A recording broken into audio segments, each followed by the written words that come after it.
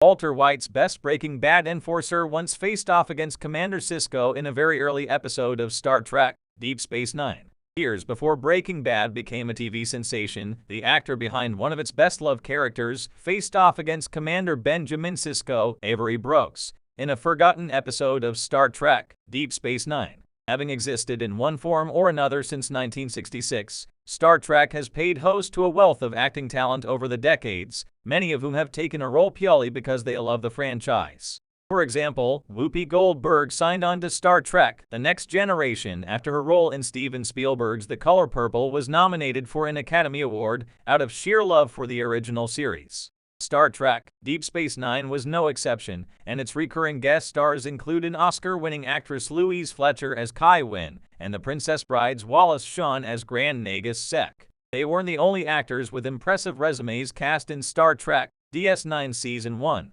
and the quality of guest stars would continue throughout its 7 seasons.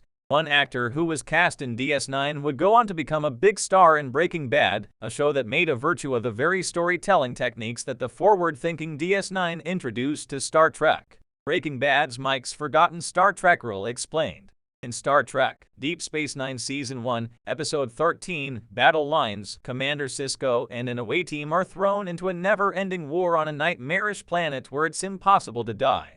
Introduced to the Ennis faction, Sisko meets their leader, Golan Shellaw, who is played by Breaking Bad's Jonathan Banks. Golan is convinced by Sisko to negotiate a ceasefire with their rival faction, the Noel Ennis. Tragically, a peaceful accord could not be made, and the never-ending war continued, despite both parties recognizing how futile it was. Battle Lines is a classic Star Trek allegory for the futility and horror of war, lent some additional grit by Jonathan Banks' performance. This was far from being a before-they-were-famous gig for Banks, who had been a professional actor since the 1970s. When his Star Trek: Deep Space Nine aired in 1993, Banks was best known as Frank McPike in 74 episodes of the crime procedural Wise Guy between 1987 and 1990. However, he also had roles in some of the 80s most memorable cult movies like The Adventures of Buckaroo Banzai Across the Eighth Dimension, which also starred the future evil Star Trek Admiral and RoboCop actor Peter Weller.